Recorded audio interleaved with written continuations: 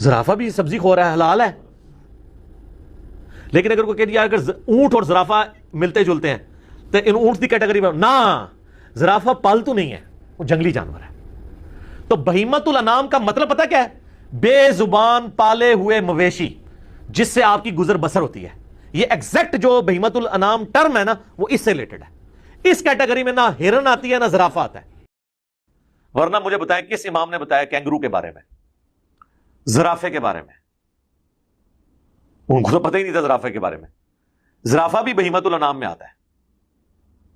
اس کا کھر بھی کٹا ہوا ہوتا ہے، جو پاؤں ہے نا وہ دو، جس طرح یہ بکری کا، گائے کا، بھینس کا، اونٹ کا بھی آپ دیکھتے ہیں نا یوں کٹا ہوا ہوتا ہے. یہ بہیمت الانام کی نشانی ہے.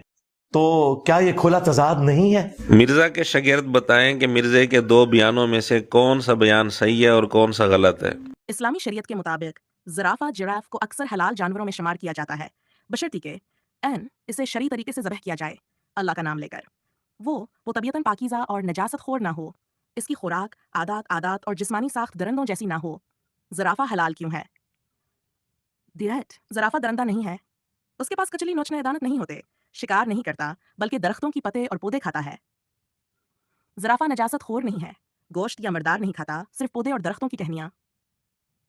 قیاسن وگائے یا نجیسہ ہے. فقہائے کرام نے بیان کیا ہے کہ زرافہ کا شمار چڑھنے والے جانوروں میں ہوتا ہے، جیسا کہ ہر نیا اونٹ، اس لیے وہ حلال ہے. فقہی رائے احناف، مالکیہ، شوافیہ اور حنابلہ میں سے بعض فقہا نے زرافہ کو حلال قرار دیا ہے. کوئی واضح حدیث زراف کے بارے میں نہیں، لیکن اسے حرام جانوروں کی صفات سے باہر سمجھا گیا ہے. نتیجہ، زرافہ اسلامی شریعت کے مطابق حلال ہے، بشرطی کہ وہ شرعی طریقے سے ذبح کیا جائے، درندہ یا نجاست خور نہ ہو، جو کہ وہ نہیں ہے. اگر آپ چاہیں تو مختلف فقہا کی آراء بھی تفصیل سے بیان کی جا سکتی ہیں. جی، اب ہم مختلف فقی مذاہب احناف، مالکیہ، شوافہ، حنابلہ کی روشنی زرافہ کے حلال یا حرام ہونے پر تفصیلی بات کرتے ہیں. فقہ حنفی اصول: ہر وہ جانور جو درندہ نہ ہو، گوشت خور نہ ہو اور چڑھنے والا ہو، وہ حلال ہے. اگر کوئی جانور متنازع ہو تو قیاس سے فیصلہ کیا جاتا ہے. زرافہ پر حکم: زرافہ درندہ نہیں ہے، کچلی نہیں رکھتا، پتے کھاتا ہے، اس لیے احناف کے مطابق زرافہ حلال ہے. علامہ شامی، ابن عابدین اور دیگر فقہائے احناف اسے حلال جانوروں کے اوصاف پر قیاس کیا. فقہ مال اصول: مالکی فقہ میں اصول ہے جس کی زبان خبیث، نجس یا مکرہ نہ ہو اور انسان کی فطرت اسے ناپسند نہ کرے وہ حلال ہے. جانور کی عادات و خوراک دیکھی جاتی ہے. زرافہ پر حکم نجس خور نہیں، ناپاک نہیں، گوشت خور نہیں، لہٰذا مالکیہ کے نزدیک بھی زرافہ حلال ہے. فقہ شافعی اصول: ہر وہ جانور جس کے پاس کچلی ہو اور وہ شکار کرے حرام ہے. غیر درندہ جانور حلال ہے اگر وہ فطرتاً خبیث نہ ہو.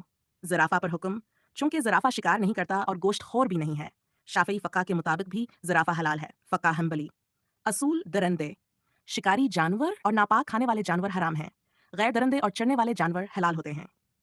زرافہ پر حکم: زرافہ ان اصولوں پر پورا اترتا ہے، اس لیے حنابلہ کے مطابق بھی زرافہ حلال ہے. فقہی خلاصہ جدول کی صورت میں: زرافہ کا حکم دلیل: حنفی حلال درندہ نہیں، چرنے والا. مالکی حلال فطری طور پر پاکیزہ. شافعی حلال کچلی نہیں، شکار نہیں کرتا.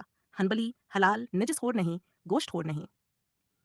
خلاصہ: تمام مکاتب فکر میں زرافہ کو حلال قرار دیا گیا ہے، بشرطی کہ اسے شرعی طریقے سے ذبح کیا جائے، وہ حرام جانوروں کی صفات نہ رکھتا ہو جو کہ نہیں رکھتا.